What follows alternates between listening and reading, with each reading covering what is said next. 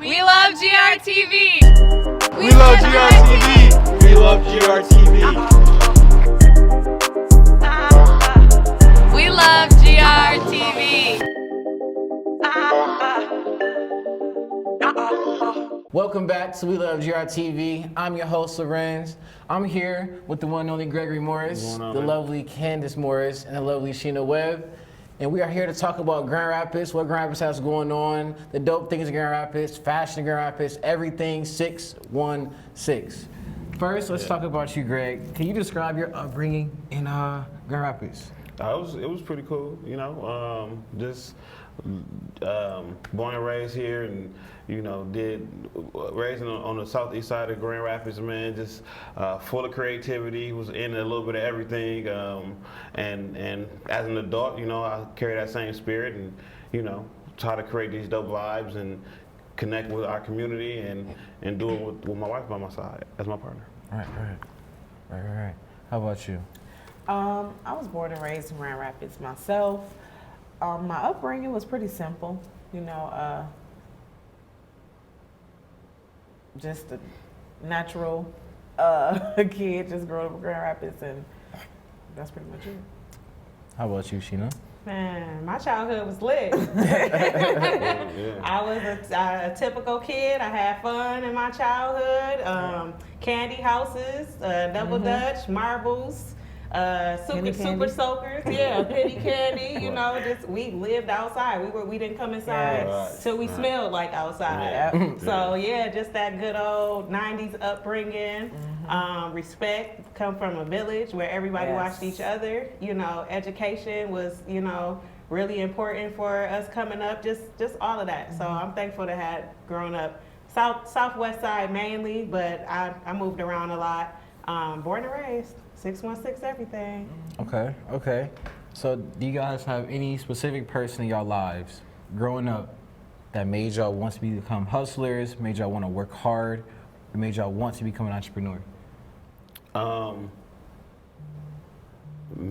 me, I guess it was Def Comedy Jam. I wasn't expecting you to say that, but go ahead. Well, the Def Comedy Jam, Martin. Okay. And Living Color. I looked up to entertainers. I didn't get my entrepreneurial spirit until I got into like 16, 17 years old. I was actually doing buses to outlet malls. I was charging for the seat. I figured out how to rent those Indian Trail buses. Okay. And I used to sell it seat by seat and go during the holidays like Christmas and Sweetest Day, something like that, to outlet mall. So that was my first like entrepreneur type ordeal. But yeah. How about you? I would say my mother, because she's a single mom. She wasn't an entrepreneur, but just her work ethic was so big and so strong that regardless if she got knocked down, she got right back up. You know what I'm saying? So I saw that, and then I kind of took on the same spirit she had, but my work ethic turned into an entrepreneur, and I went down that path and never looked back. Like I wish I would have started earlier, and it's nothing like it. It's freedom. So I agree with that 100%. It is freedom. How about you? That was my same answer. My mom, hands down. My mom, hands down. Earlier, like I was saying, I'm a natural hair culturist and cosmetologist, master loctician. I grew up in salons, born and raised in salons and barbershops. My mom's an entrepreneur. She had her own salon for 10 plus years. And then when she let her shop go, she worked with her first cousin, the late Jesse and Perry Guyton at Clip and Style, Sherman and Fuller. So between those two places, and then me being at House of Styles and just being under a whole bunch of local living stylist legends. So all of them kind of, my mom and then her just introducing me to that world is basically what inspired me to be an entrepreneur. Shout out to Clipper Styles. Yes. Jesse, who's not here with us anymore. Or Perry, both of them, Jesse and Perry. Yeah. It's my cousins. Yeah. Okay, so this is the first time I've ever had 3 guests on the show at one time. Okay. So, you three are actually on the same team called the Social Connection, correct? Social Connect. The Social Connect. Yeah. I'm sorry about that. Social Connect. Tell us more about that. I've never heard of it. I'm sure a lot of people haven't, but I know a lot of people have, and you guys are extremely popular. Tell us It's a more about blessing, it. man. We thankful. Like we basically, we're all our own entrepreneurs, and we basically wanted to use our platform to just make a little bit more noise in Grand Rapids. Wanting to collaborate. We've all wanted to collaborate on something dope and something big, something where we could reach out to our community in a big way, get messages out, have conversations that are usually swept under the rug, or just people, just us being in denial about stuff, or us not being educated fully on things. So we just wanted to use our platforms to kind of make some noise on different awarenesses that need to be discussed. Okay. So how did you guys get the name? Where did it all start? And you know what? And we're gonna take this opportunity in this platform to let the ladies really kind of let us know what happened. Okay, am I going? You can go. Okay, so for me, there's other. So I mean, just us as a people, we love to be expressive.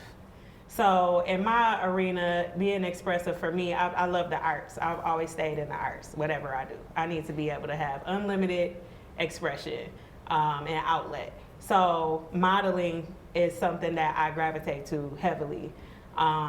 That's your space, that's your time to represent yourself and your beauty and have your confidence and all of that displayed for self, and just to encourage other people to do the same and whatever it is that they love to do. So I just really wanted to kick that up in gear. So I was just being consistent, doing photo shoots and things like that. And Greg reached out and said, photo shoot. And I was like, I immediately got off Facebook and called him. So like, what's up? Let's do this fashion show. Let's talk about this. We actually tried to do that like 10 years ago. We've attempted to do it before, but honestly, it just wasn't time. The time is right now. And I mean, we got a dope crew. I love them. We work together anyway, some shape, form, or fashion in the community or throughout the year, some kind of way. So we just decided just started talking, and the conversation started getting good, and everybody seemed to be serious and ready to go. So we just jumped on it. Okay. Let's actually talk about each of you individually. So you say you were a promoter, correct? Yes, promoter, Grand Rapids promoter. I've been doing that for the past 15 years. Met my lovely wife, and was trying to inspire her to do bigger and better things, and in turn got inspired by her to do bigger and better things. So I came out with I have my own male fragrance, my own female fragrance. I have under my title ADSU Apparel. Of course, I teamed up with my wife and brought you Polished Nail Bar and Spa. Of course, we do fashion shows, comedy shows, a little bit of everything. We're going to use this platform and enhance those skill sets that we have to bring our community together and bring awareness. But that's just me. That's how I look at what we're doing right now. I believe that it's even bigger than that, because it really was just a few words. And I got a question for you though. Wait, before we get off this topic, how on earth did you get such a big following with no social media? It doesn't make sense. Like, there's no social media at this time. You're being a promoter. How do you become recognized? How do you become the go-to guy? I get excited when people tell me that I can't do anything or something is impossible. I get excited about that, right? And it's not even like a nana boo-boo. It's like, I'm that good. I can make it happen. Not to take full credit, because you can't do anything alone, but just the small footsteps that I've taken to some people are huge leaps. But I look at things in its simple form.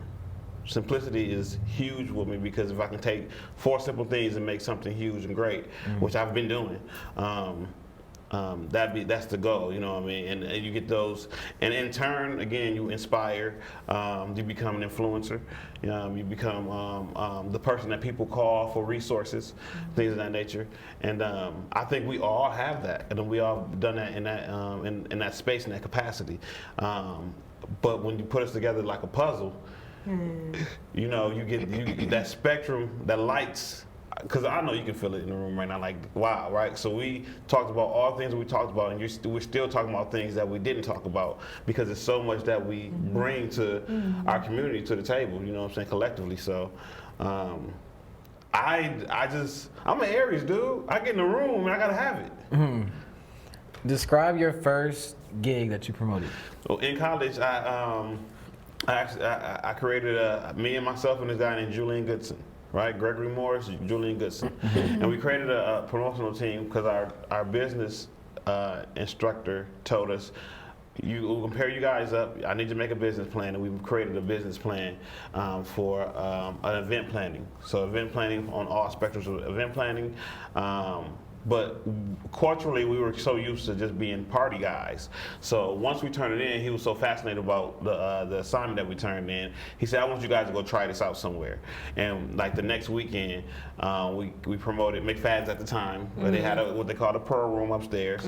So we had a party out there. We had a party out there and actually made a little over $5,000, which is kind of sort of like shoebox. It was shoebox money, but it was like one night, $5,000, right? That we split, which was amazing. So we just kept duplicating the process. Eventually, we called ourselves More Good, because Julian Goodson and Gregory Morris and I, we had a slogan. We had a slogan because the idea was to take what's been done and enhance it, right, and make it better. So our slogan was doing more good things by making good things better. So it was just the dope. Creatively, I've always been like that in my mind. So we rolled with it. It caught on like wildfire. Social media at the time, we had MySpace. Yeah. you know. Man. So we did kind of shop those particular outlets, but we introduced ourselves to people who are heavy in the community, who was like, hey, look what these kids are doing, right? So we just seen that PJ DJ White Wedding. Shout out to you guys. Oh, it's at the tip of my tongue. Anyway, she had her own business where she had an email list that she used to send out to everybody when something is going on in the community. So I would create these flyers. I would pay her to put it on her email list, and now we started introducing these people that we were never in the room, would never touch, never talk to, and for that, right now I'm maxed out on my Facebook. Like I can't even add more people to that. And once I get the idea of how to really, really utilize Instagram, I'm gonna duplicate that process, but my age and my culture won't allow me From to. the way you're talking, you should have 1 million followers. Right. That's what it sounds like. I mean, it's inspiring to me that, you know, that I'm as far as I am with this ordeal, where we can create this idea and we bring these people in one room, and people are like, wow. Where they're like, what's going to happen? And I want to be a part of it. And how do I get down? And then we bring something even, you know, with the art, doing the Grand Rapids Art Museum, bringing awareness to autism. And then you find all these people who share so similar stories in some type of capacity that it becomes personal to them. Now, It is personal. yeah. Now we belong to them in some form in their life. We touch that journey somewhere in their life, and this is just the beginning. This is just the beginning. You know, it's weird how people gravitate to us in some shape, form, or fashion. So I have some people that probably don't like them, and they have some people who probably don't like me, but they can't deny the light. It's too bright. And the work. And the work, we was talking about that. We're grinders. Like, you know, when people sleep, we working. Yeah. Straight up. You know what I'm saying? Whether it be promoting on Facebook, whether it be the last client in your chair, whether it be being the last person in the club just to make sure you clean up and count money and pay the security and the DJ. Yeah. We working where everybody sleep. Some way, shape, form, Who or built fashion. that culture, though? It's 3 of you. Who built that culture? How do you keep that culture? How do you hold each other accountable?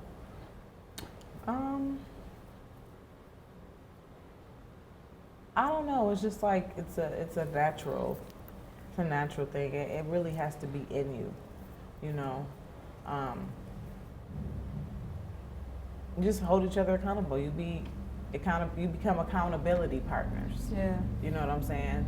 And just gotta push each other. I get yelled at the house. You know what I'm saying? Like, you know, it's weird. I don't know if they understand how I manage our relationship, their relationship with me. Like, you know, I know sometimes I have to speak to Sheena alone. Yeah. And I gotta drag like, hey, come on now, you know, and then she could call me like, hey. Vice versa. Yeah, we all. It's like we weird. take turns being like the one to pull. Like, come on. You know, I might be strong and it may not be, or the vice versa. He's strong and up and woke, and I'm like, all right, you're right. We got stuff to do, you know. Right. You know, so I mean, even on my phone, on my alarm clock, it says, "Wake up, gifted."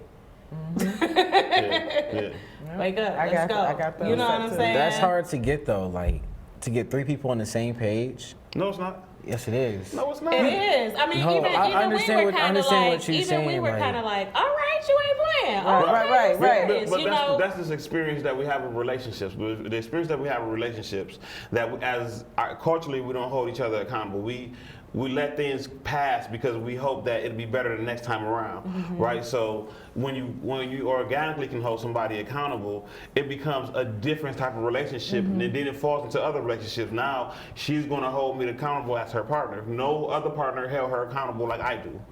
Now she's like, she won't tolerate nothing more. She won't accept nothing more than you doing what's tolerated.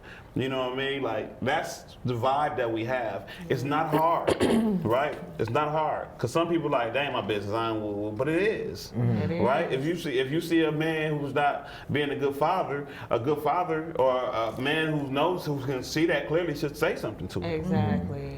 You know, rather it's his business or not, hey, dude, that's not right. I can't be around you because I promote family and I promote this and another.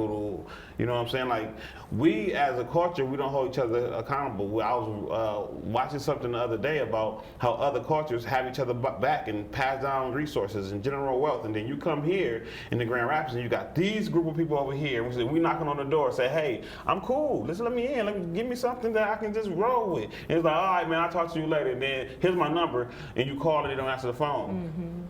You know what I'm saying? Many times. So we as a people, it's not hard to do what we're doing. when you want it. It's not hard When at you all. want it. You But know what I'm again, saying? though, you saying it's not hard, but I'm saying it's not done all the time. No. Oh, no. It all depends It's not. on. It ain't see, hard, but it ain't common. Yeah. But with us being entrepreneurs, I know we have like minds. So like minds gravitate towards each other. You know what I'm saying? So like for me, that's my name. I'm not playing about my name. Right. You know what I'm saying? Like I'm representing myself, and we're representing each other, ourselves. You know what I'm saying? Together, we putting ourselves together, and this our name. So who's gonna uplift that name or uphold that name better than we can? Nobody's gonna believe us if we don't believe Right. ourselves. And being parents So- also, we setting examples. Real talk. We set That's true. examples. My son stood at our Reception. receptions at our engagement dinner and said, I watch these guys, they're so inspiring to me because whatever they say they do. And it's off the cuff. It's nothing that's, you know, in most situations that they have to do. If they say we're gonna do a party, well, they're gonna do a party. If we're gonna do this, we're gonna do that. Last summer we worked the whole summer for our wedding, and it's something that we've never done before. But because we wanted to do it, it looks to the outside, it looked like it was seamless. So like it was something that we were prepared to do, and that we worked hard to, and it wasn't nothing like that. You know what I'm saying? When it's organic, you know, and that's the great thing about working with your spouse and working with friends that you love. You know, we've been knowing each other for years. I've known her 15 years before we started dating. Right? I've known her the past 20 years. Well, I actually did a fashion show. She was actually a model in the fashion show.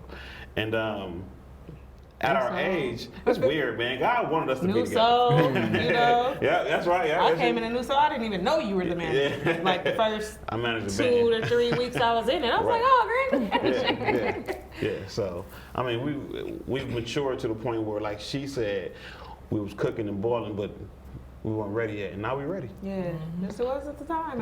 At the time. Just that gumbo that. How important is timing? Because a lot of people say the time is now. I mean, we probably wouldn't have did it as good. We probably wouldn't have been as, even though I'm saying like it's our name, but I'm just glad that we didn't go any further, so we didn't tarnish our name. You know what I'm saying? It just wasn't time. I feel like too, with time, you have to go through situations in life to get to a certain mindset. So Absolutely. the younger Candy probably wouldn't have tolerated a group of people. You know what I'm saying? But the older, mature Candy would be like, okay, yeah, let's work together. You know what I'm saying? Because the younger Candy might be like, oh, I can do that myself. I don't need y'all. So you have to go through certain things. So I don't know if the timing is now would be relevant to, taking opportunities right then and there. Sometimes it's best to wait and pull back. Yeah. And then if it's meant to be, it's gonna come back full circle anyway. So And that's what it did. And that's exactly what it is. Yeah. And it happened so natural. yeah. Like it could have just been left as a Facebook comment. Right, Like, right. That's a show, and then I could have been like, and then Right. left it at that. You know what I'm saying? Right. I was like, what up? That's how you do it. Because I don't like texting. I like FaceTiming. So the fact Yeah, that you we say look could have at been you. a like, it could have been okay. I'll text you later. Right. Yeah. You Right, took that and never next come back step. to That it. person match you next step. Okay, match me next step. Yes.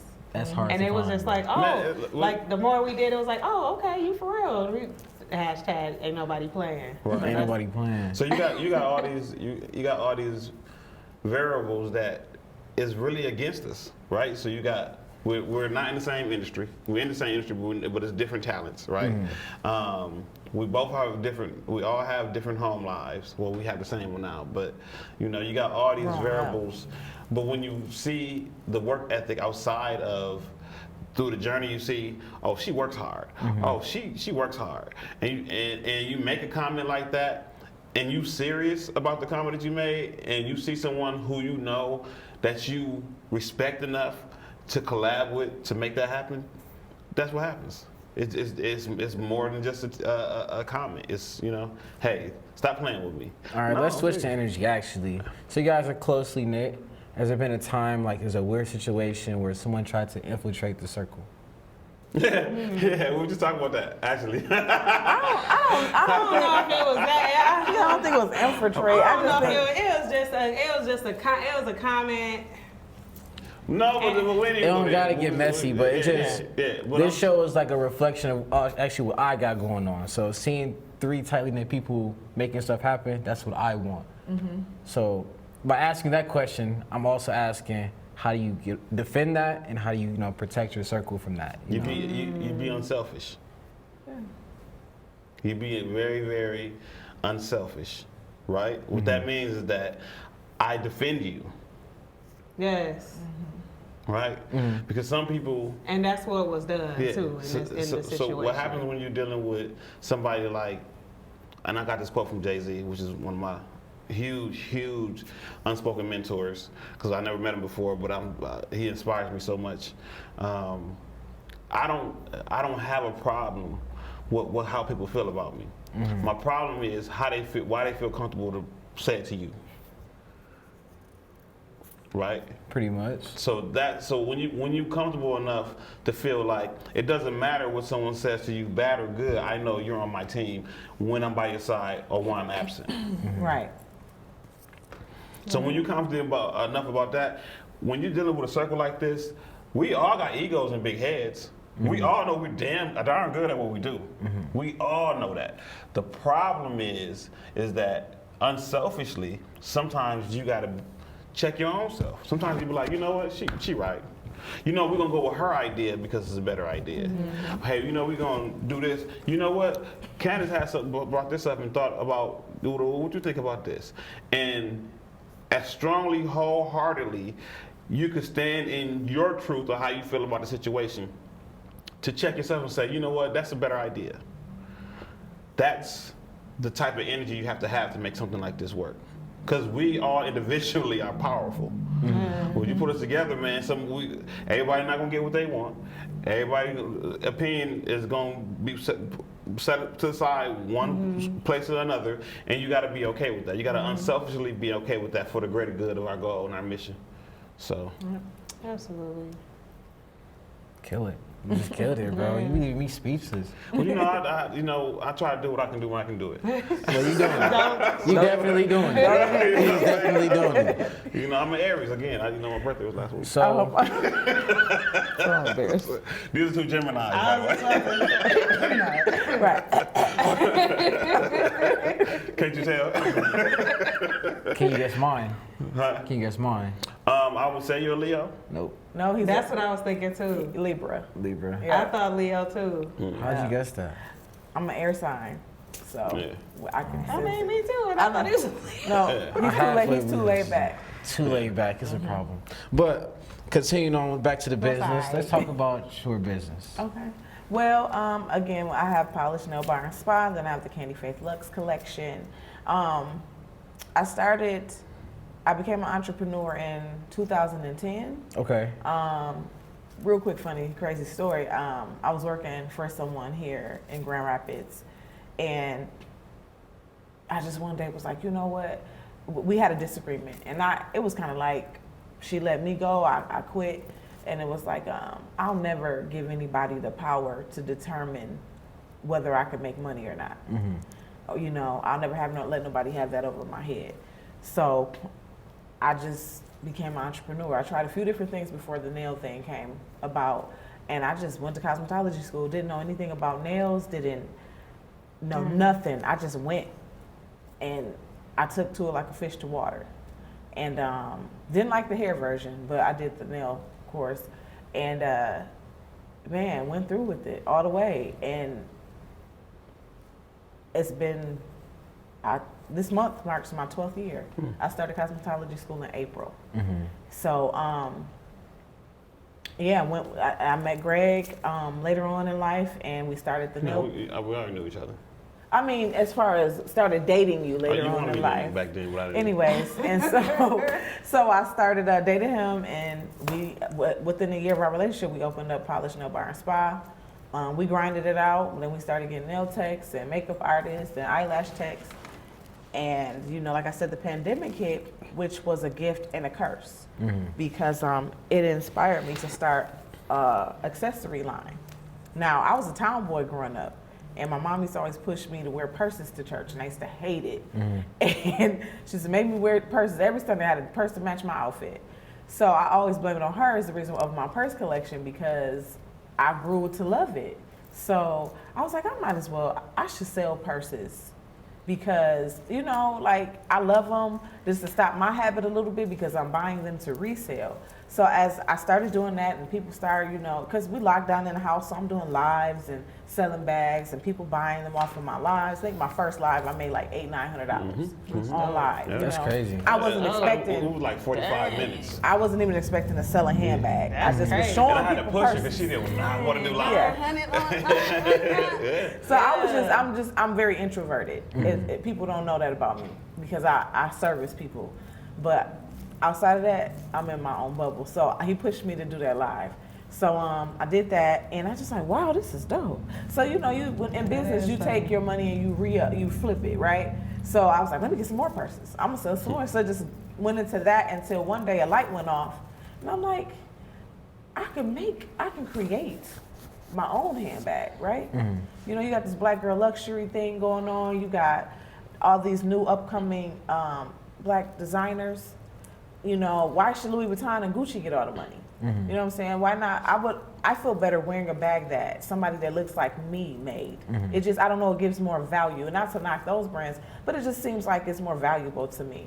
So that's what is going on with the Candy Faith Luxe collection, as we are now producing our own handbags, our own luxury handbags. So that's where we're at right now. Powerful. That's dope. Powerful. That's it. How many designs do you have? Wait. How many designs do you have? Right now I have one. I'm getting ready to start my second one, because the first one is already in production. So I'm getting ready to start working on my second design. I plan on starting out, because I want to crawl before I walk, I plan on having 5 different type of designs so I can cater to each different type of woman, Cater to each different type of one. What you got in mind? What you got in mind? Who's your target audience with your purses? You know? Oh, my target audience is, I'm gonna say Rich ages. I'm gonna say your doctors, your nurses, your lawyers, your moms, your teachers, entrepreneur women as well. Just everybody needs a different type of bag. I get some women like, are you gonna have a tote bag? Are you gonna have a backpack? I like crossbodies. I like this. So, you know, you want to target. I can't target everybody because it's a certain type of audience, but my age group is probably gonna be around 30, upper 30s and up, because I won't have the little the teeny bop stuff, because this is a luxury handbag. So, but it's gonna be affordable. So it's luxury at an affordable rate. But yeah, that's the move for that. I don't know exactly what each one will be like, but I do know my next design. So I'm kind of, you know, I'm an 80s baby. So my next design is going to be a bucket bag, which I have a pretty dope design in mind. Are you designing these all yourself? You work with the team? You drawing by hand? Or? I'm not drawing them. I have my business coach. She draws them out. I just tell her, and she kind of like sketches it, and then we send it over to China, and they produce it. That's dope. So that's my retirement plan. I hate to tell people that I'm going to retire. I'm gonna say, I mean, that's smart though. You know. So there are other companies out there, other people who actually make those that are young black women that I'm sure inspired you, right? Oh, absolutely. I follow Mia Ray. She's the owner of Glamaholics. She's out of Detroit, Michigan. She made like $700,000 in 11 minutes. She built up, but she has that effect. She makes a drop in minutes. She sold out, or she's made so much money in so many minutes, but it took her 10 years to get there. The Candy Faith Lux collection is going on 3 years. 3 years old this coming summer. No, I'm sorry, 2 years old this coming summer. So I still got time. I still have a little bit of time to grow and to enhance, because you got to start, you got to crawl before you walk. I don't expect that experience, but it may happen for me. It's 45 minutes. The technology is in a... That's insane. Yeah. That's crazy. Technology is at a point right now where her journey is cut down. Yeah, and I feel like, 58%. I'm not saying that it's You know gonna what take I'm me saying? 10 years. Yeah, I'm just saying that's what it That's took what you her, said. I was like, and she's dope. Like, she's one of my biggest inspirations. You got Brandon Blackwood. He has his own handbag line. He's selling his bags $400 or $500 a pop. You know what I'm saying? Who else? You got House of Psy. You got Tailfire. Clutch. You Be So Clutch. I have some of her bags as well. She's out of Texas. And it's just inspiring to see these black women doing this, these black people doing this and living in luxury. We never thought we could have luxury because we thought that was so far out of our grasp because we didn't read or research. And now that I'm reading, from luxury. No one talks to you about that. no, Right? They No. tell you to go to college, get a job, go work for somebody, yada, and yada, help them yada. build their empire. And they didn't even go to college. You know what I'm saying? So it's like, I'm such, I know that I'm a millionaire, right? I just haven't got it yet. I can just but I can see it. Every day I can see it. We don't have a prenup. we don't. So I win either way. You don't need to, bro. You don't need one, bro. I win either way. I win either way. But yeah, that's my retirement plan from nails. Okay. I love doing nails though. When you an artist, you steer away from what you love. Sometimes you need a break, but then you miss it. But I feel like this is gonna replace that feeling that I'm gonna need and that I'm gonna crave. But yeah, I'm giving myself a timeline. You know what's so dope about COVID? What's up? People die from it. No, I was playing. You know what's kind of dope? He's trying to go viral. Trying to get his own show. You know what's kind of dope about COVID is that it really gave us I'm embarrassed. I am so embarrassed. It gave us the opportunity to slow down, right? So it gave us our life back. Think about it, right? Yep. You go 40 to 60 hours a week at work, and then it becomes routine on how you come home and interact with your family. Yeah. Because you have so much space to do so, right? Yes. To maintain that relationship with your kids and your spouse or whatever the case may be. So then when in that moment when nothing was open, we decided to keep ourselves moving by creating our ideas and turn them into real life things, right? To present to a customer base that it was starting to grow. Small black businesses was starting to get more and more supported by not only the community but grant holders and things of that nature. Yeah. So once it opened back up, and it also gave us an opportunity to research by social media, research other people who are in other cities who are doing these phenomenal things that you're technically doing now. So now you realize that I am the labor and I'm the innovator. I am the business. So then it gives you a different perspective when your job opens back up and they're like, we want our time back. And you're like, no, I traveled 3 cities while I was in quarantine. I hung out with, we was Vegas in quarantine, didn't we? Yeah. I hung out with my kids, and I actually realized how dope my kids is just from spending time with them. And I love my wife even more now. I can't give, now you ask me, well, how much is my time worth for you? You're like, well, this pays $16 an hour. I'm like, is you crazy? I can live check to check by selling what my ideas. Yeah. I need $25 an hour. So now you have a situation now when you walk outside, now everybody get asking for bonuses, or not giving bonuses and sign-on bonuses to work at a particular job because they can't find employees. But COVID did that. Yeah. Yeah. You know what I'm saying? And it's a gift and a curse. It's the gift because now the economy changes because we don't consume from them anymore. We can get what we need from each other, right? But it's a curse because it takes away from, it's a curse because some of us can't identify between the entrepreneur and the hustler. What's the difference? Wait. You're not gonna go past that. Yeah. What's the difference? Why you point to me? Entrepreneur and a hustler. Go ahead.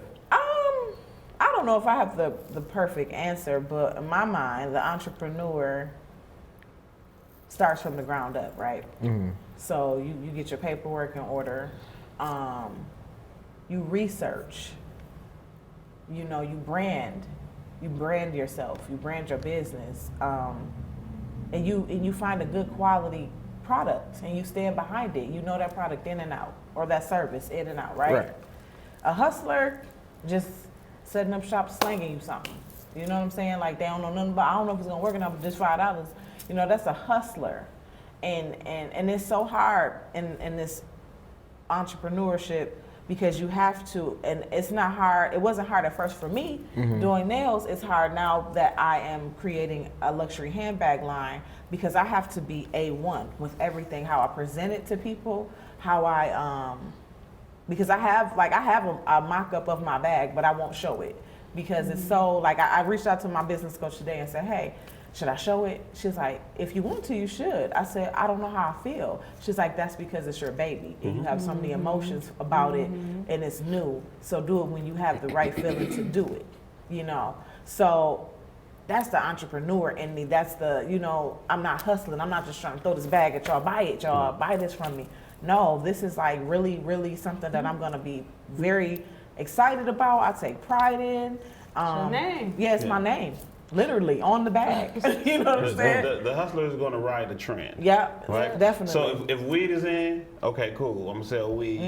Right? And then when cocaine was in, okay, the new thing is cocaine. I'm going to sell cocaine. I can show 2022 crypto. Right, Yep, crypto, yep. right. NFT. The metaverse, right? So you got all these things that Whatever they can sell. Whatever they can sell, whatever they can show up and just hold their hand out, right? The entrepreneur puts the work in, right? Because we won't ride the train because we know it's going to dip somewhere. Like it's good now, it's going to dip somewhere, but we know it's going to come back. So we're going to hold on to it and keep on doing what we're supposed to do, so it catches on. Mia Ray, like she said, she's a millionaire, right? She's a millionaire. So what she did was she'd do a drop. She wouldn't even do a drop. She'd announce it.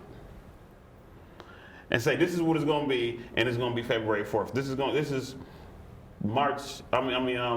January, 15th. On the 4th, I'm dropping this bag. So people will fill their cart up on the 2nd of this bag, and you know what I'm saying? Like, and then boom, she sell out in a matter of minutes, like a Jay-Z concert, right? But she's in Detroit. You didn't know about Glamour Hardest, but you know about Jay-Z.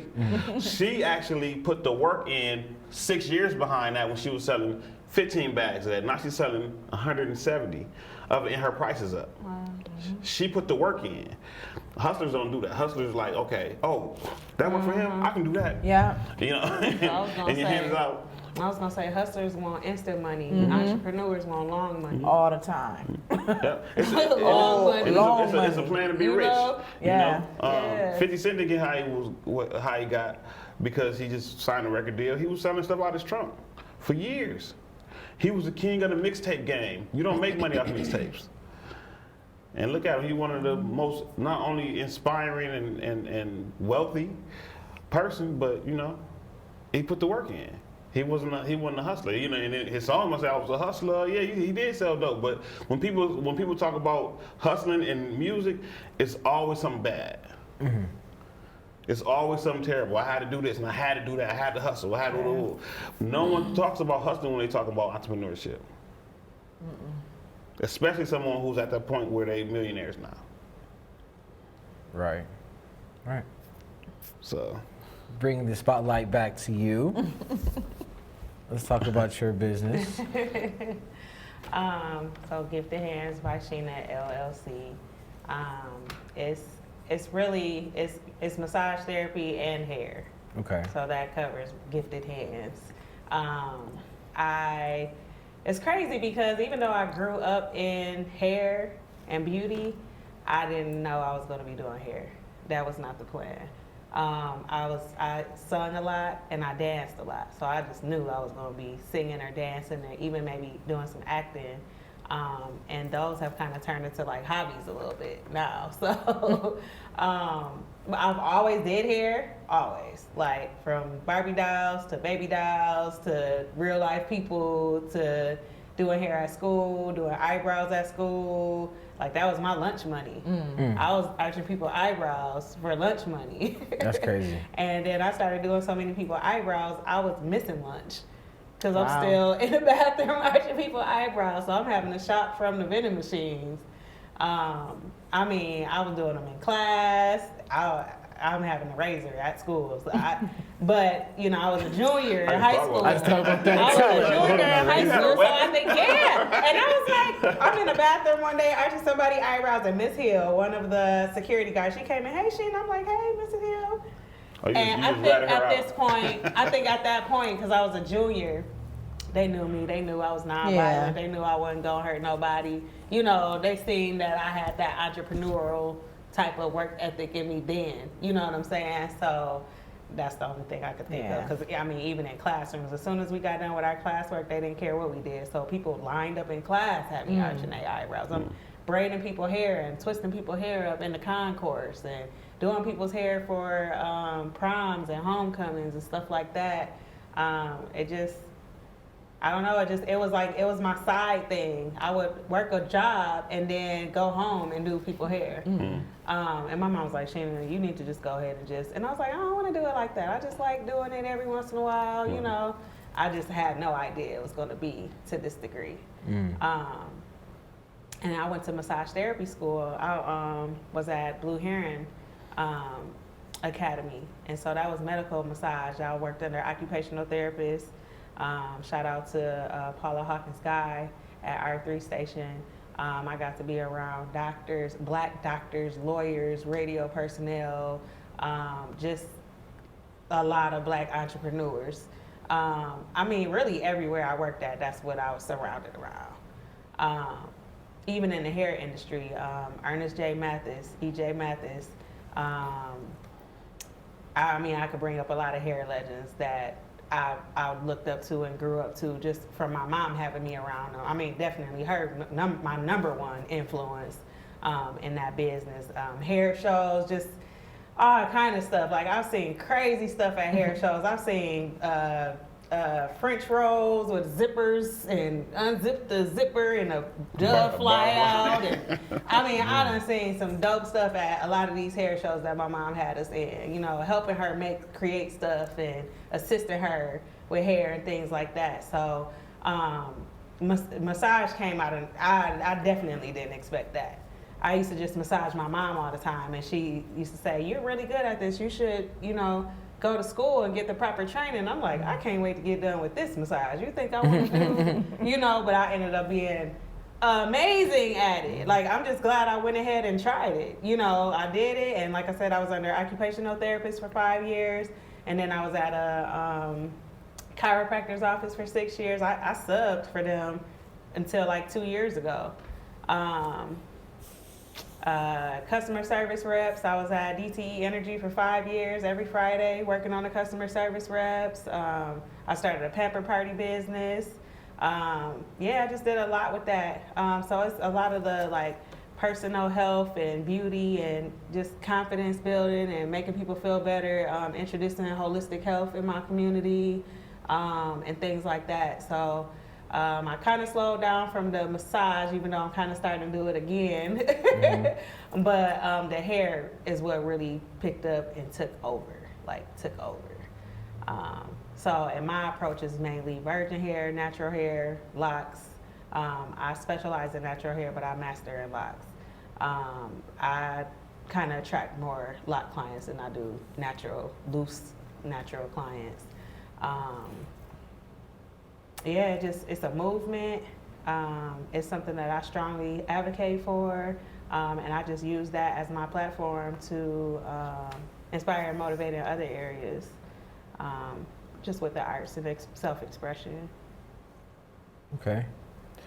You killed it too. Thank you. Wow.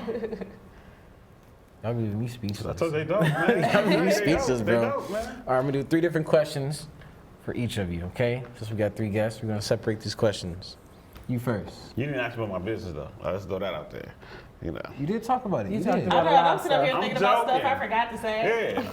ADSU apparel. ADSU. Go ahead. You just wanted the extra placement. That's what it was. Okay. But first question, right? What mistakes have you made in your business?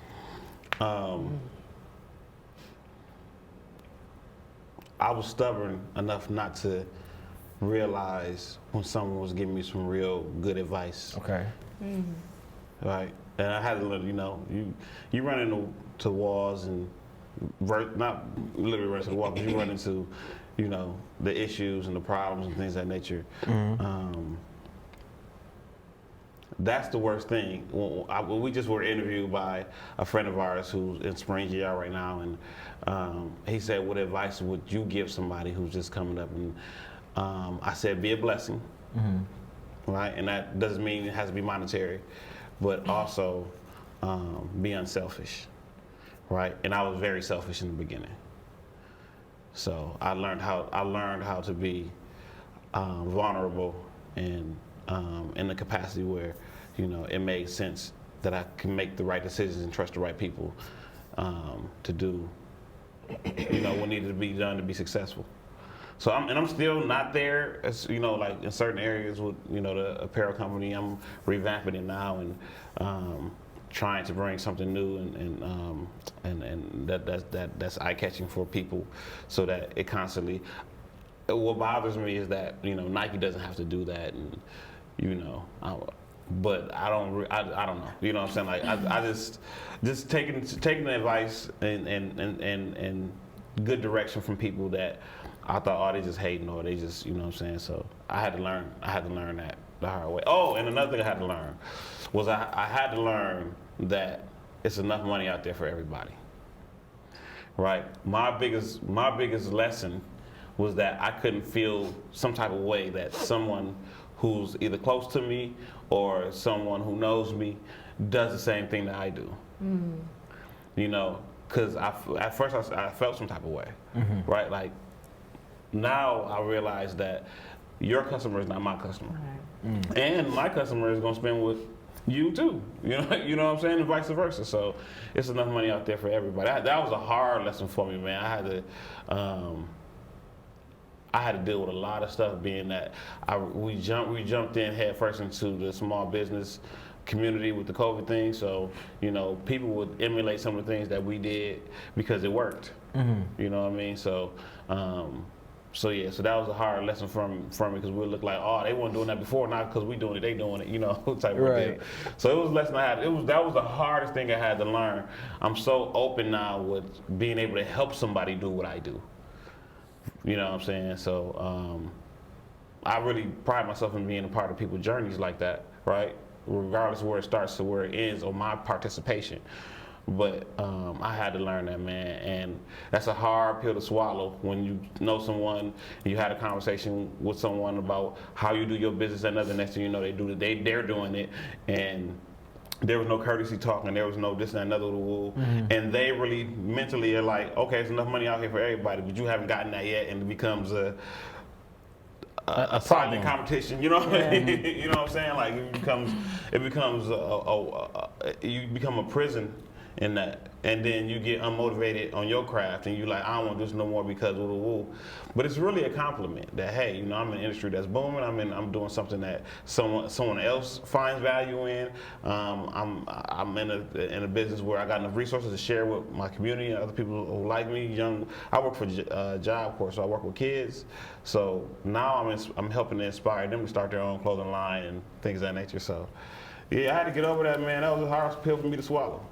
A hard pill for me to swallow, and and to this day, you know, being where I'm at now, where like, why did I even feel that way in the first place? You know what I'm saying? But being programmed that this is mine, you know what I'm saying? Being programmed that I can't. Somebody who looks like me and talks like me and acts like me is against me, right? We are programmed in some capacity that to feel that way about our own people, man. And I had to get over that, and you know, it's like break yourself and heal yourself again. You know what I mean? So it's therapeutic, and people who don't understand it takes it as arrogance, but it's not, because I don't take things personal anymore. I found the inner peace in that. You know what I mean? And that was just my hardest thing. You know what I'm saying? To deprogram myself. You know what I mean? Like that, because we was talking earlier today, our people find it so hard to accept a successful person that's standing next to us. Your neighbor gets a new car, and you want to know how he got that and why he got that, and he can't afford that, and you know, he's just trying to do better than me, and you know, we have that automatic program in our head that goes off, that calculator that, ready to be you know what I'm saying, and it's weird, and once strategic. And I don't even call it woke, right? Because people want to be, you don't see, and really argue that. But that's not my thing. My thing is to be like, you're not ready yet to see what I see. You're not ready to feel how I feel. You don't have that safe space that make you have peace. But that's the difference between Grand Rapids and Atlanta, Grand Rapids and Dallas, Grand Rapids in North Carolina. Those people, they get it. They work together. They from the opposite side of the tracks. Small-minded. Huh? Small-minded. Yeah, you know, it's, they get it, you know, and they get it for the purpose of having generational wealth. The purpose of no job can pay me what I'm making because I'm that important to this art form. You know what I mean? I'm good at it. Okay. So. Okay. Yeah. I'm sorry I rambled a little bit. Oh, you good, bro. It's passion. Yeah. You might want to switch the rotation of the questions. You have to do it outside. On every question. Bring him in like, hey, I'm interviewing next week, but let me get it in now because he talked too much. Long-winded and passionate is well needed. Okay, to you. Your question is, how did you get your startup funds for your business? I'm really interested in your purse business. So we. Bro. Okay, so my purse business, because the nail thing came out of camp, it was so long ago, I don't even really. To be honest, I'm trying to think. Give me a second. With the handbag business, as far as not now, but the very, very first time, I just took some money that I just had in the bank that I had been sitting on. So it was just my personal money, and I just was like, how did I get I got a vendor list from somebody. I paid like $30 for a vendor list, and it had all these handbags companies you can contact and purchase. Some were US based, some were out in China. Well, why'd you go to China? I didn't. Oh, okay. I didn't, because they take longer, and when you get things shipped from China, in bulk, the shipping, they weigh it, so it's like you're gonna pay like $200-300 in shipping. And your product might only be $150. So it's like, dang, is it worth it? Because then I gotta take all that, add it together, divide it by how many items I have, and then I have to charge my customer a certain amount for me to make a profit, make money back to buy another one, and then make money back to buy it. So I don't want to overcharge for this handbag, that might not be worth that much money. So I get stuck with U.S.-based vendors, and as I did my research, they got their stuff from China, but they're a bigger corporation, and they were just able to get more than I could get. And so they just upped their price a little bit more. I bought from them, I resold it at my price, and you just keep redoing it over and over. So I researched, and my business coach helped me as well with my handbag collection that I'm creating. We sat down, we discussed some numbers and what I wanted to do, and she's like, okay, this is how much you're gonna need in startup money. So I worked for that as well, and I took it from my business, because I have an online boutique right now, not boutique, an online site now with my handbags and accessories, because I also have jewelry and things of that nature too. So you just take that money and you invest it. So you just find different ways to create income so you can invest it into what you're really trying to do. And I'm not making money from the Candy Faith Lux collection yet. I just take the money that I make and put it back into my business until the handbags, the luxury bags are going to be what's going to take me over, to that place where I want to be, where I'm like, okay, now I get a check. Okay. So, yeah. That's dope. Hard work, reinvesting. Dope. Now to you, your question is, how did you build credibility in your business? Example, how many times did you have to do someone's hair for them to say, yeah, she's the one. You have to go to her, she's perfect. Or how many massages you gave out for people to say, yeah, she's You dope said, how with a did I massage. gain credibility? Yeah, credibility. I didn't sleep. Like all-nighters. I started at a low rate, just to get enough of my work floating around.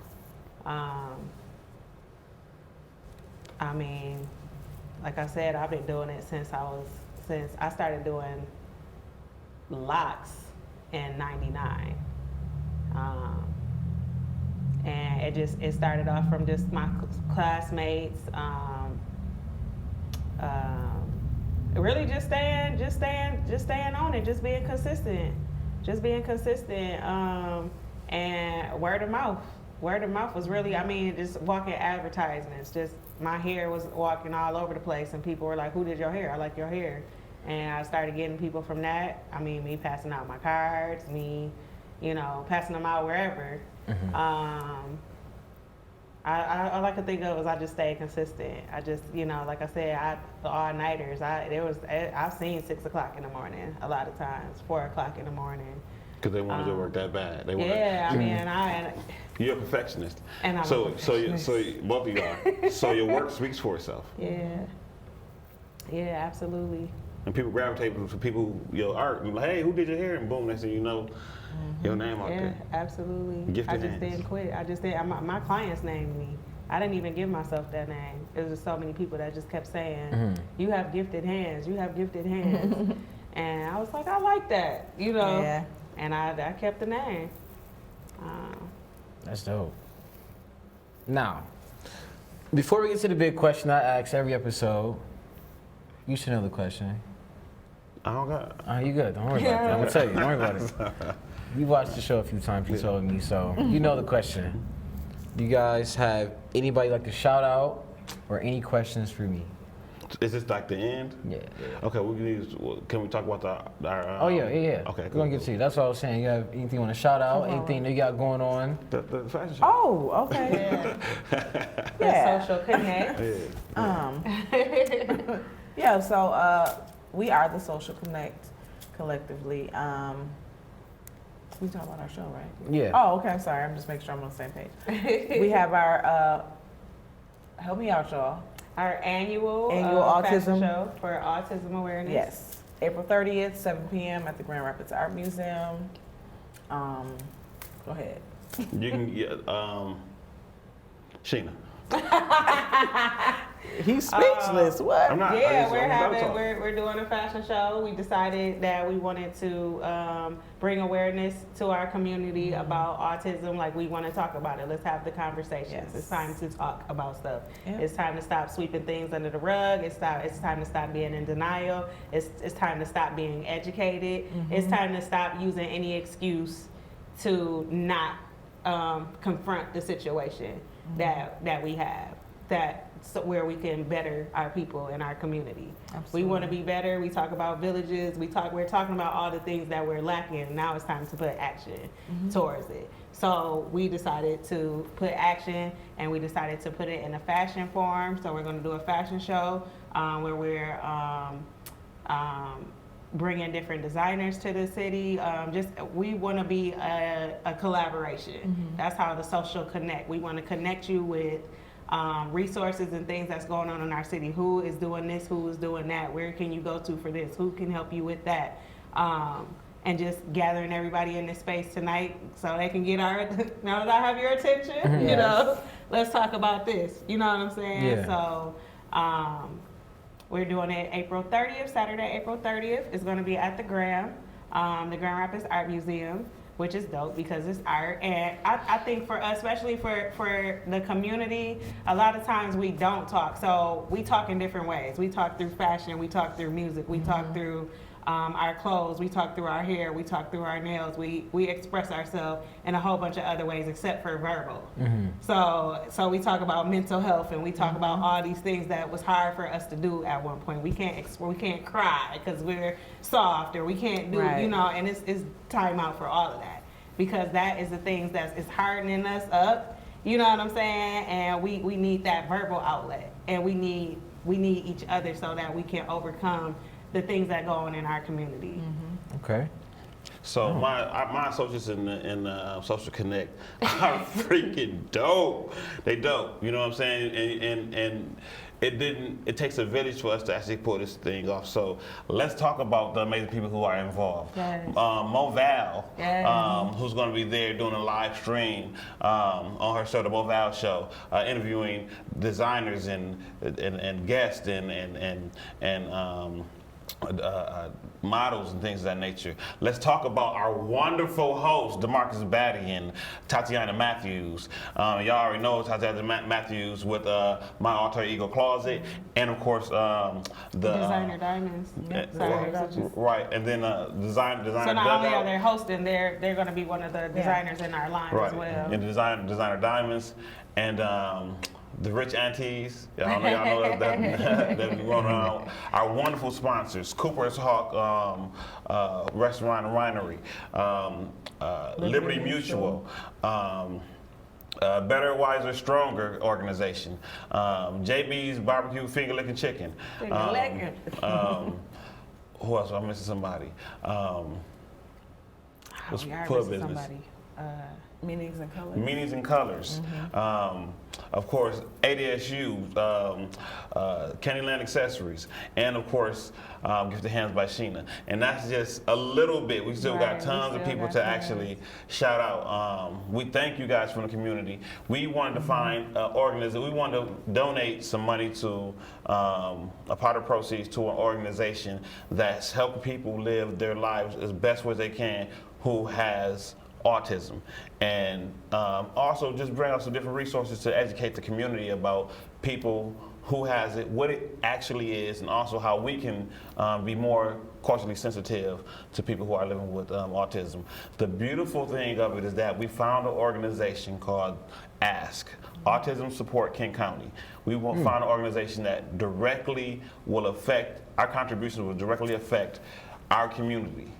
Right, so now we didn't find an organization that actually we can get the money to, and we don't know where it's going. It could be going anywhere. This and other. We found an organization that is a small organization, but they're making big moves in our community, especially the community of our community, family, friends, and members that has autism. So, Absolutely. We're Okay. excited. We're really excited. I mean, it's bigger than us. right. Yeah. You know, we were just the vessels to put it out here, but it's bigger than us. It's way bigger than us. So Liberty Mutual is actually donating $10 for each quote that they get. You don't have to get the insurance. You can get the quote good enough, you get the insurance, right? But every person who gets a quote, we're putting a link up hopefully by this weekend. Every person gets a quote, Liberty Mutual will donate $10 to our cause. They also will going to be purchasing one of those big checks, and hopefully the following week we'll be able to present that to the organization to ask. Our goal, my personal goal, is $2,500. So we need 250 people to at least sign up on this Liberty Mutual. So not sign up, but get a quote. Now I said sign up, but get a quote, and that link will be available on all our platforms on social media.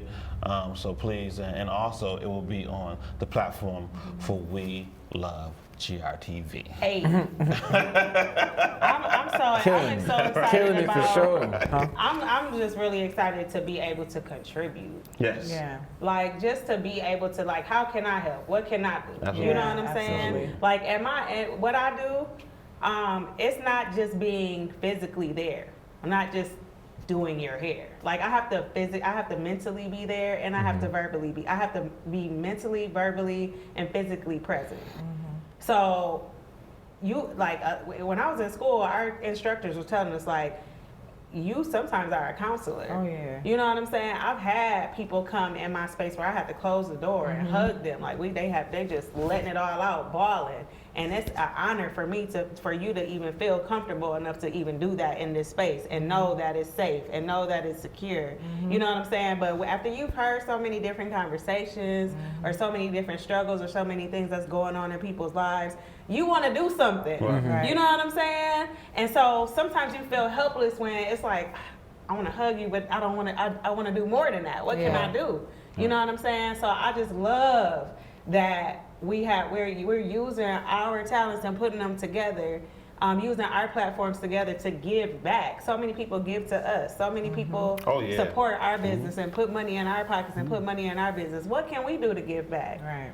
You know, so I that's what I love the most about it. I love being able to have a space to provide resources and to get a whole bunch of people in one building to, you know, to really address something real and life changing.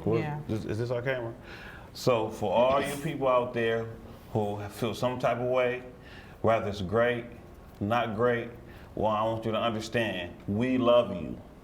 Point blank period. We love you. We just want to, we personally just want to be a motivation and an inspiration. You know, I purposely surround myself around people that motivate me and encourage me. I need that. Yeah. Like, I'm not intimidated by that. I'm not scared of that. That's how I'm going to be better. Iron sharpens iron. Absolutely. So, I love being around that. I love collaborations. I love working with people. You know, we can do it. I love not doing all the work. Okay? You know, sometimes you get people who, you know, you collab with, and then you find yourself doing all the work, and then at the end of everything, they held out because they want half of everything, but you've done nothing. Yeah. But attach yourself to the situation. You know what I'm saying? So it's a beautiful thing when you have such like minds work together, man, work hard. We've been busting our butt, y'all, for this fashion show. I hear you. Yeah. For the big question, you guys ready? What can we do to make Grand Rapids a better city? Like, look at me. Like, One short answer, one statement. throw the whole thing away. Start it over. What can we do to make the city better? We have Is that three what of you you, so said? just one statement. Yep. As far as what, though? You know, What's to make the city better? What is Make the something city you can do to better. make In the your city perspective. better? I ask this question to everyone who comes on. I think community support is huge, and that's a very wide spectrum of what support means and what you support and that, things of that nature. Again, I think COVID has exposed us as the kings that we are and the queens that we are, and we're capable of doing anything. And it also exposed how we consume too much from people who don't reinvest into our community, and I think that we need to love life enough to enjoy ourselves in each other's presence and company.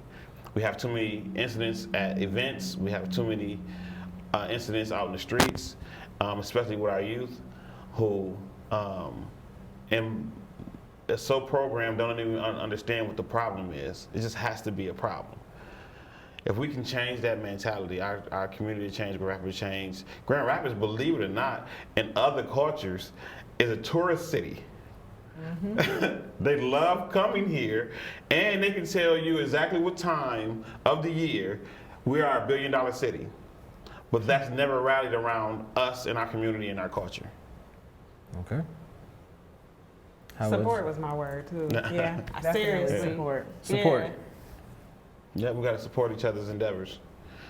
You I know, agree with that 100%. and celebrate our wins together. I agree with that 100%. And like you said, support is like a wide range. You know what I'm saying? Like, I mean, that could be so many different things. You know what I'm saying? Support could be, I mean, it could just be so many things. It could be that hug that you gave the lady. Yeah. That's her out breath. Like I'm breathing out my sorrows, and there was no other corner for me to cry in. I don't even take that lightly. No, you can't. Like, and I do wanna say something about, because when you was asking all of us different questions, when you asked Greg, was a mistake you made in your business or something like that, or what did you do that you didn't like or something? I want to answer that. Okay, go ahead. Business and personal. And never mix the two. This is not my time. And my mistake have been talking about me sometimes. And that can mess you up. You know what I'm saying? It's their time. You don't need to know nothing about me. Because you can kind of mess yourself up like that. You know what I'm saying? You get in something. So you got lengthy. I was just telling one of my best friends this. You get in lengthy services. Like some of my services could be all day, depending on what they're getting, or 3 hours. And you having these relationships with these people for years, and you just talking. Next thing you know, you might be opening up about something or talking about something that they don't understand. All they know is, you just don't know where it could go. You know what I'm saying? So just keep it, it's their time. This is their time. You know what I'm saying? This is where, just like I said, the girl who felt like she could cry and talk to me. This daytime, they don't care about what you talking about, just come and do the job. They don't care if you know. And I've heard that from a lot of entrepreneurs and celebrities and stuff. It's like, they just want you to be here. They don't care that you going through this. They just want you to do the job. Yeah. And you have to understand that unselfishly. Yeah. Because sometimes you need, I use the term, who saved Superman? Exactly. Nobody. It's not supposed to be saved. He's Superman. No, but he still have the same problem. Just like they say that the strong one needs somebody you to gotta talk have to somebody to sometimes, talk or to. need somebody. You know what I'm saying? But for me, I got my best friend. I could call her and just let it all out. You know what I'm saying? I have, if I want to talk to a therapist, I can talk to them. It's confidential. There's non-judgment. Sometimes you got to go down too deep down in your story for somebody to understand what you talking about. You know what I'm saying? Or going through. You know what I'm saying? So it's just like, I just learned that business and personal is totally separate. Wow. That's a big one. That's a very big one, especially being an artist and having to collaborate. You're in each other's personal spaces all the time, and then you're always talking back and forth. You may go a long time without talking, then you talk all the time, so it's very up and down. So that's very, very You true. just gotta be careful with that, because you just never know in the long run how y'all might, you know what I'm saying? You just don't know. You just don't know how it's gonna go in no situation, and it's just it's safer for yourself to just keep it about them. This is their time. This is their space. This is their service. They paying you. They want to talk. Yeah. They want to. You know what I'm saying? That's why I try to apologize to her clients when I come in. You know, because that's their pamper time. You know, and you guys wear the hat. I'm not that close in service. Well, you know, when I did the detoxes, it was, but you know, y'all the therapist, y'all the mentor, you're the inspirator, you're the person telling them that it's gonna be okay. You're the one who highlights how they look when they leave. Yeah. You know what I'm saying? Like, I've had people tell me I'm their closest ear. I don't take that lightly.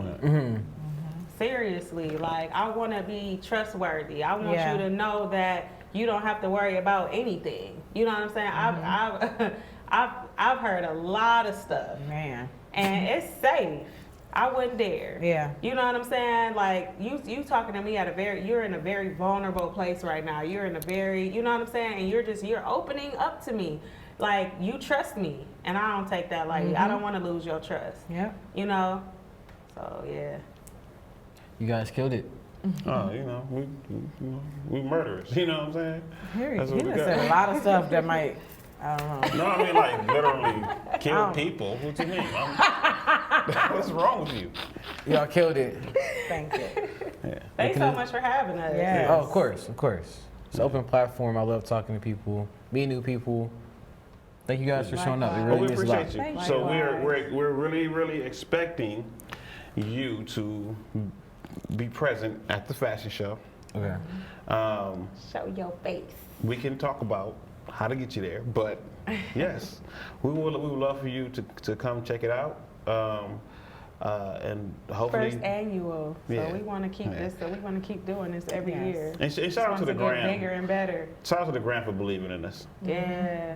We got so much love when we went to go check Yeah, the space out and definitely. everything. We felt so good about it too. We had other places that we had lined up to go look at, and we was like, this is it. Yeah, that's Yeah. it. Like, it was mutual. It was like we all felt that. Like, this is it But right here. Let's start working towards it, getting it together. Yeah. That's how dope it was. Yeah. So One more time for the people. What's the date? April 30th, 7 p.m. sharp. Doors open at 6. Doors open at 6. This is the show Street Connect. I'm your host, Lorenz. Signing out. And cut. We're all good.